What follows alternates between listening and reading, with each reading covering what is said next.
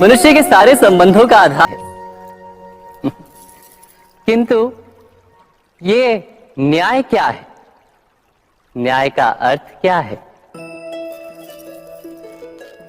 अन्याय करने वाले को अपने कार्य पर पश्चाताप हो और अन्याय भुगतने वाले के मन में फिर से विश्वास जगे समाज के प्रति।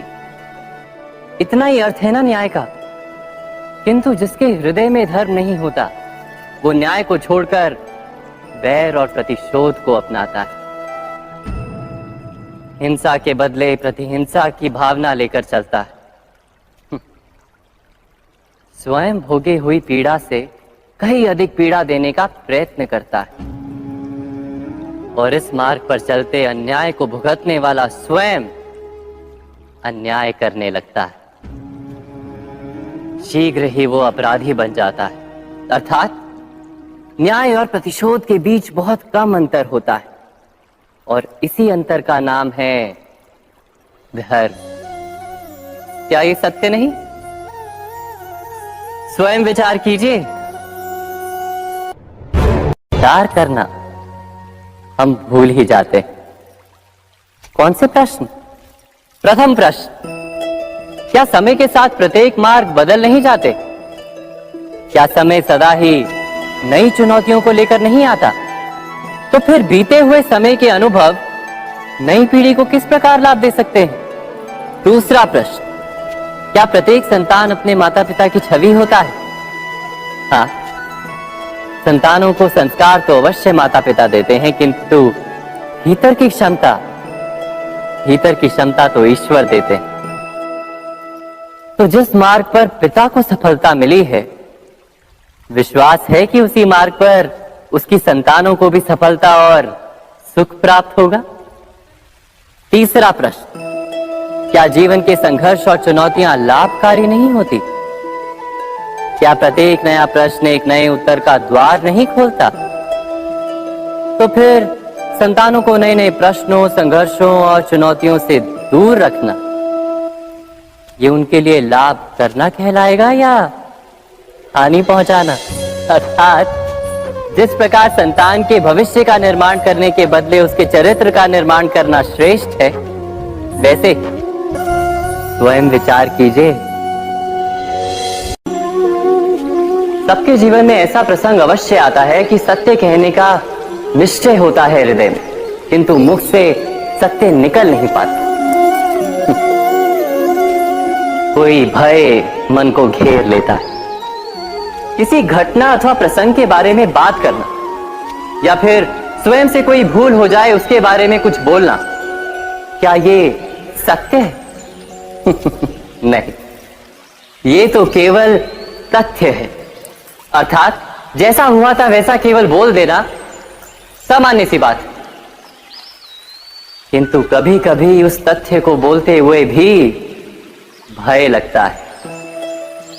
कदाचित किसी दूसरे की भावनाओं का विचार आता है मन, दूसरे को दुख होगा ये भय भी शब्दों को रोकता है। तो ये सत्य क्या है? क्या हमने कभी विचार किया है? जब भय रहते हुए भी कोई तथ्य बोलता है तो वो सत्य कहलाता है। वास्तव में सत्य कुछ और नहीं, केवल निर्भयता का दूसरा नाम है। और निर्भय होने का कोई समय नहीं होता, क्योंकि निर्भयता आत्मा का स्वभाव है। अर्थात क्या प्रत्येक क्षण सत्य बोलने का क्षण नहीं होता?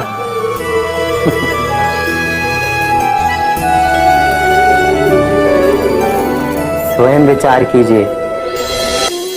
जब भी किसी की आशा और इच्छा भंग होती है तो उसका हृदय क्रोध से भर जाता है। जिस व्यक्ति को वो अपना अपराधी समझता है उसे दंड देने का प्रयत्न करता है। पर क्या हमारी इच्छा या आशा का भंग होना क्या सदा ही किसी का अपराध होता है? इच्छाओं के अपूर्ण रहने के तो कई कारण हो सकते हैं। कुछ तो संजोग के कारण अधूरी रह जाती हैं और कुछ नियति के कारण। और कभी कभी इच्छाओं का स्वरूप ही ऐसा होता है कि वो पूर्ण नहीं हो पाती। बिना परिस्थिति पर विचार किए किसी को अपराधी मान लेना न्याय नहीं, प्रतिशोध है। न्याय का आधार तो दया है, करुणा है, और प्रतिशोध का आधार क्रोध, अहंकार। अर्थात हृदय में करुणा धारण किए बिना किसी के अपराध के विषय में विचार करना, किसी को दंड देना क्या अपने आप में ही अन्याय नहीं? स्वयं विचार कीजिए।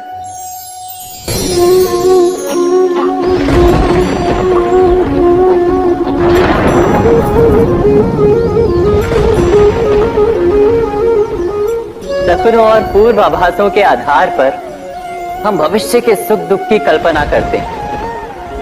भविष्य के दुख का कारण दूर करने के लिए हम आज योजना बनाते हैं, किंतु कल के संकट को आज निर्मूल करने से हमें लाभ मिलता है या हानि पहुंचती है, ये प्रश्न हम कभी नहीं करते। सत्य तो ये है कि संकट और उसका निवारण साथ जन से, व्यक्ति के लिए भी और सृष्टि के लिए भी। नहीं, आप अपने भूतकाल का स्मरण कीजिए, इतिहास को देखिए, आप तुरंत ही ये जान पाएंगे कि जब जब संकट आता है तब तब उसका निवारण करने वाली शक्ति भी जन्म लेती है। यही तो जगत का चलन है। वस्तुतः संकट ही शक्ति के जन्म का कारण है। प्रत्येक व्यक्ति जब संकट से निकलता है तो एक पद आगे बढ़ा होता है, अधिक चमकता है, आत्मविश्वास से अधिक भरा होता है, न केवल अपने लिए अपितु विश्व के लिए भी। क्या ये सत्य नहीं? वास्तव में संकट का जन्म है एक अवसर का जन्म, अपने आप को बदलने का, अपने विचारों को ऊंचाई पर करने का अवसर, अपनी आत्मा को बलवान और ज्ञान मंडित बनाने का अवसर। जो ये कर पाता है उसे कोई संकट नहीं होता, किंतु जो ये नहीं कर पाता वो तो स्वयं एक संकट है विश्व के लिए। विचार कीजिए।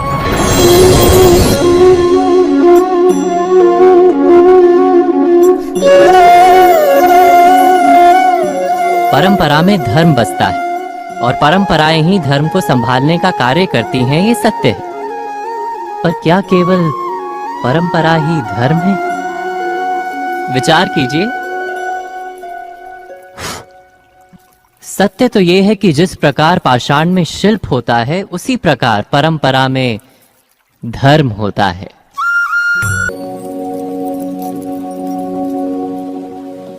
भविष्य के आधार पर सब आज का निर्णय लेना चाहते हैं। भविष्य में सुख मिले, भविष्य सुरक्षित हो, ऐसे निर्णय आज लेने का प्रयत्न रहता है सबका।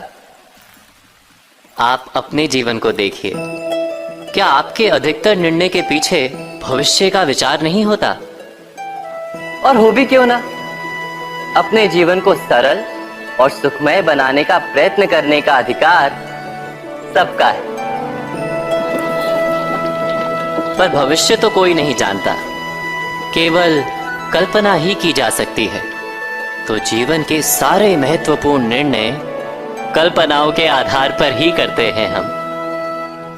क्या निर्णय करने का कोई तीसरा मार्ग हो सकता है?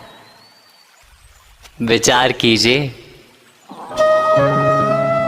सारे सुखों का आधार धर्म है और वो धर्म मनुष्य के हृदय में बसता है। तो प्रत्येक निर्णय से पूर्व स्वयं अपने हृदय से ये प्रश्न अवश्य पूछ लेना कि ये निर्णय स्वार्थ से जन्मा है या धर्म से। क्या इतना पर्याप्त नहीं? भविष्य के बदले धर्म का विचार करने से क्या भविष्य अधिक सुखपूर्ण नहीं होगा? स्वयं विचार कीजिए।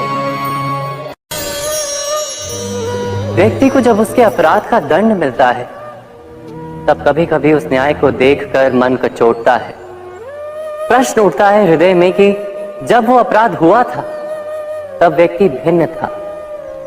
उसके पश्चात उसने इतने पश्चाताप किए, स्वयं में इतना परिवर्तन किया, फिर उसे दंड क्यों मिले? पर जहां आघात होता है वहां प्रत्याघात भी होता है। जैसा कर्म वैसा फल।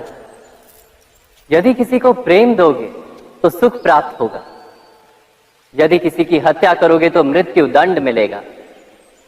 जैसा कार्य वैसा ही न्याय। तो फिर प्रायश्चित और पश्चाताप का कोई मूल्य नहीं है? अवश्य है मूल्य। प्रायश्चित और पश्चाताप मनुष्य की आत्मा को बलवान करता है, आने वाले दंड को स्वीकार करने के लिए मनुष्य को तैयार करता है। अर्थात बिना प्रायश्चित के दंड स्वीकार करने का कोई मूल्य है?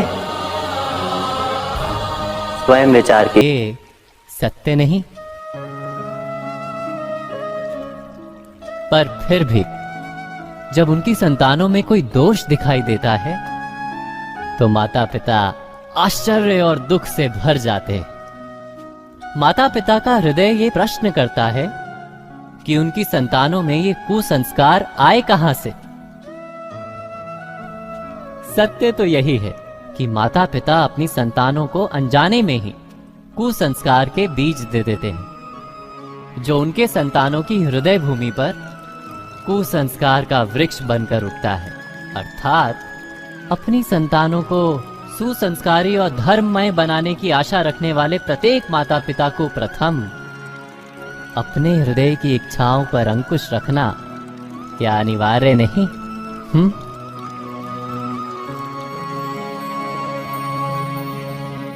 प्रत्येक माता पिता इस पर विचार अवश्य